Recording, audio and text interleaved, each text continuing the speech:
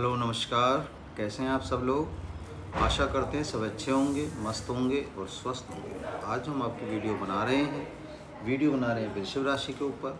और जो आज हमारा टॉपिक है शतभिषा नक्षत्र के ऊपर, क्योंकि 3 अक्टूबर को आपके शनि आ गए हैं आपके राहु के नक्षत्र में। ठीक है, और राहु के नक्षत्र में कौन से नक्षत्र में? शतभिषा नक्षत्र में आ गए हैं। ये आपका 24वां नक्षत्र है। जो हमारे 27 नक्षत्र होते हैं तो उनमें ये आपका 24वां नक्षत्र है। आप इसे ऐसे मान सकते हैं। ठीक है, तो शतभिषा नक्षत्र को समझ लेते हैं थोड़ा सा। है क्या ये? जितने भी जो इसमें जन्मे व्यक्ति होते हैं ये अपने आप में बहुत साहसी होते हैं, अड़ियल होते हैं, थोड़े से जिद्दी भी होते हैं, इन्हें आप ऐसे कह सकते हैं। और ये ज़्यादा से ज़्यादा कोशिश ये करते हैं कि जो भी ये काम करें अपने दिमाग से करें, क्योंकि राहु क्या है? राहु अपने आप में भ्रम है, अपने आप में एक छाया है। तो उसका सर है, धड़ तो उसका होता नहीं है। आप इसे ऐसे समझ सकते हैं। ठीक है, तो ये राहु का अंतिम नक्षत्र है। ठीक है, तो इसकी बात कर लेते हैं, वीडियो शुरू कर लेते हैं। ठीक है, चलिए। तो कहाँ पर आपके विराजमान हैं? आपने देखा शनि कहाँ पर विराजमान है? आपके यश में, रोजगार में और आपके कर्म में, और आपके ये आय के क्षेत्र में आपके बैठे हैं राहु। ठीक है, और इस समय शनि वक्री चल रहे हैं, तो शनि का प्रभाव आपका यहाँ पर भी आएगा, पीछे भी आएगा आपका। इसे ऐसे मान सकते हैं। नवम भाव पे भी इसका प्रभाव पड़ेगा, और नवम भाव में भी जो राशि इनकी विराजमान है, स्वयं की राशि विराजमान है, मकर राशि में विराजमान है। इसे आप ऐसे समझ सकते हैं। ठीक है, और जो राहु है, राहु किसके उसमें बैठे हैं? राहु अपने आप में बैठे हैं आपके मीन में। आप जो इनके वो है आपके गुरु के उसमें बैठे हैं, गुरु की राशि में बैठे हैं। आप इसे ऐसे समझ सकते हैं। ठीक है, चलिए। तो वृषभ राशि वालों के लिए कैसा रहेगा इसे हम बताने की कोशिश कर रहे हैं, क्योंकि 3 अक्टूबर से अभी आपके 27 दिसंबर तक ये नक्षत्र चलेगा। तो ये जो आप तांडव मचेगा, इसमें आप इसका पूर्ण रूप से फ़ायदा ले सकते हैं। फ़ायदा लेकिन ले कैसे सकते हैं उसे समझने की कोशिश करें थोड़ा सा आप। अगर आप तरीके से चलेंगे, राहु को अपने ऊपर हावी नहीं होने देंगे, तो कहीं ना कहीं इसका पूर्ण रूप से आपको फ़ायदा मिलेगा, पूर्ण रूप से इसका फल प्राप्त होगा। और इस समय जो राहु क्या है? राहु अपने आप में कैटलिस्ट है। आप इसे ऐसे समझ सकते हैं। राहु जब देता है तो छप्पर फाड़ के देता है। ठीक है ना, मतलब राहु एक अपने आप में एक ऐसा वो है, प्लेनेट है। इसे आप ऐसे समझ सकते हैं कि राहु जब भी देता है तो छप्पर फाड़ के देता है। ठीक है ना, चलिए तो समझते हैं। तो इन्हें 3 दृष्टि प्रदान है। तो सबसे पहले शनि की दृष्टि को हम समझ लेते हैं। शनि की तीसरी दृष्टि आपकी कहाँ पर पड़ रही है? शनि की जो पहली दृष्टि है वो पड़ रही है आपके द्वादश भाव पर। द्वादश भाव पर यानी जो आपके खर्चों का भाव होता है। ठीक है, वहाँ पर इनकी दृष्टि पड़ रही है। तो यहाँ पर क्या है? हमें थोड़ा सा, क्यों शनि क्या है? शनि आपके न्याय के और कर्म के देवता है। तो यहाँ थोड़ा सा भी आप जो अपने कर्म हैं, अपने जो काम हैं, आप उसके प्रति थोड़ा सा न्यायप्रिय रहें। और जीवन में थोड़ा सा इस समय आपको थोड़ा सा आलस से दूर रहना है, ये ध्यान रखें। क्योंकि क्या है? राहु क्या है? राहु अपने आप में आलस भी है। इसे आप ऐसे समझ सकते हैं। कहीं ना कहीं आलस भी आपके शरीर में इस समय ये बाढ़ सकता है। आप इसे ऐसे समझ सकते हैं, कहीं ना कहीं प्रवेश कर सकता है आलस। तो आलस को हमें थोड़ा सा दूर रखना है, क्योंकि ये आप ध्यान रखें। ठीक है, चलिए बात कर लेते हैं अगली दृष्टि की। उनकी अगली दृष्टि कहाँ पर पड़ रही है शनि की? अगली दृष्टि आपके चतुर्थ भाव पर पड़ रही है। चतुर्थ भाव किसका होता है? चतुर्थ भाव आपके जितने भी आपकी विलासताएँ होती हैं, आपकी सुविधाएं होती हैं, जितने भी आपके कंफर्ट्स होते हैं, उनका होता है। और ये हमारी माता का भी भाव होता है। तो यहाँ पर हमें क्या ध्यान रखना है? अपना थोड़ा सा माँ का इस समय थोड़ा सा ध्यान रखें, माँ के प्रति थोड़ा सा स्नेह भी रखें, और उनका थोड़ा सा तरीके से ध्यान रखेंगे तो उनके स्वास्थ्य के प्रति थोड़ा सा सजग रहना पड़ेगा। ये आप थोड़ा सा ध्यान रखें जो हम आपको बता रहे हैं। ठीक है, चलिए। और इस समय क्या है? अगर आप तरीके से अगर मेहनत करेंगे, कहीं ना कहीं कर्म करेंगे, तो कहीं ना कहीं आपके लिए फ़ायदा होगा। फ़ायदा क्यों होगा? क्योंकि जो आपके राशि के स्वामी हैं और जो ये हैं, आप समझ सकते हैं, ये सारे आपस में मित्र हैं। और कहीं ना कहीं इनका आपस में जो संबंध है ठीक है, इसलिए कोई दिक्कत नहीं है। इसलिए आपके लिए पूर्ण रूप से कहीं ना कहीं ये सही रहेंगे। इसे आप ऐसे समझ सकते हैं। शनि की अगली दृष्टि की बात कर लेते हैं। शनि की जो अगली दृष्टि पड़ रही है वो आपके पड़ रही है आपके सप्तम भाव पर। और सप्तम भाव हमारा किसका होता है? पार्टनरशिप का होता है, व्यवसाय का होता है, हमारी पत्नी का होता है, पति का होता है। इसे आप ऐसे समझ सकते हैं। तो यहाँ थोड़ा सा आपको अपने दिमाग में मतलब गुस्से को थोड़ा सा कंट्रोल रखना है, क्योंकि कहीं ना कहीं अनबन हो सकती है।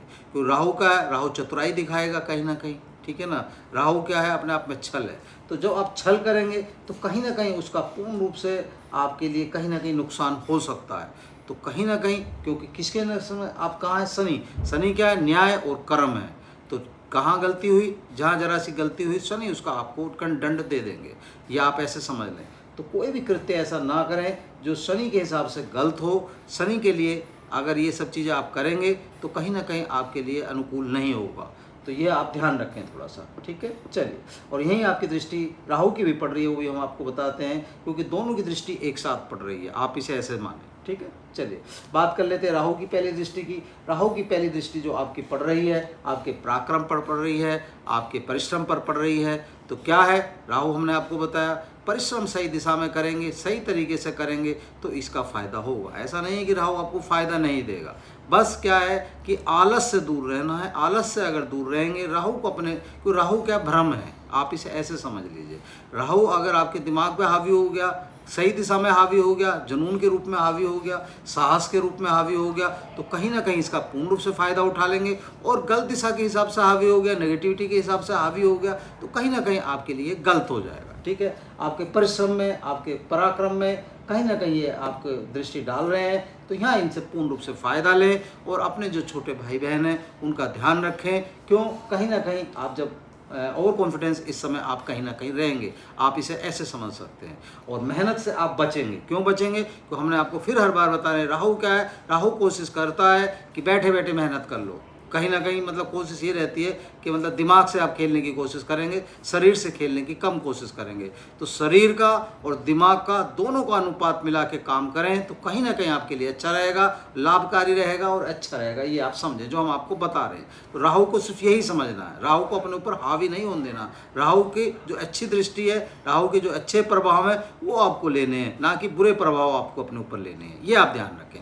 क्यों, शनि कहाँ है, राहु के रूप में आए हैं, तो कहीं ना कहीं जब आप मेहनत करेंगे तो शनि आपको पूर्ण रूप से फायदा करेंगे, ये आप ऐसे समझ सकते हैं, ठीक है। चलिए अगली दृष्टि की बात कर लेते हैं। अगली दृष्टि आपके भाग्य पर डाल रहे हैं, आपकी संतान पर डाल रहे हैं, आपकी बुद्धि पर डाल रहे हैं। तो क्या है, फिर हम आपको हर बार इसी बात का सचेत कर रहे हैं, इसी बात से बता रहे हैं कि राहु को अपने दिमाग पे हावी ना होने दें, राहु से पूर्ण रूप से फायदा लें, आलस से दूर रहें। आलस को त्याग के चलेंगे तो कहीं ना कहीं राहु आपका बिगाड़ेगा नहीं, राहु आपके लिए फायदा करेगा, ठीक है। क्योंकि आपके कुंडली के हिसाब से राहु अच्छा रहेगा, कुंडली के हिसाब से इस समय आपको दिन दुगनी रात चौगुनी कराएगा, ये आप समझें।